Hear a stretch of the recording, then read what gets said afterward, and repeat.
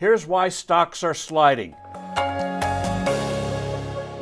Hello, I'm Steve Forbes, and this is What's Ahead, where you get the insights you need to better navigate these turbulent times. After setting record after record, the stock market this week is taking a hit. What's actually amazing is how well equities have done in the face of serious possible headwinds. The stunning rise in the consumer price index for April set off a wave of selling, but you didn't need a flawed government index to tell you that prices are going up. Food, fuel, copper, airplane tickets, houses, lumber, and on and on.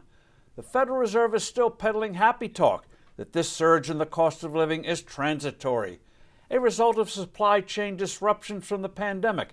Nothing to really worry about. It'll sort itself out in a few months. Trouble is, the Fed will be adding fuel to these inflationary fires when it starts a huge round of money printing in a few months to help finance Washington's monumental spending binge. Banks are loaded with cash, far in excess of any regulatory reserve requirements. As businesses and consumers spend down the money saved during the pandemic, banks will be ready and eager to offer more. All this will give us an inflation of a kind and scale not seen since the terrible 1970s. That decade was notorious for both rising prices and a stagnant economy. This debilitating phenomenon was labeled stagflation. Stocks stalled and interest rates ballooned, reaching a peak of 21%.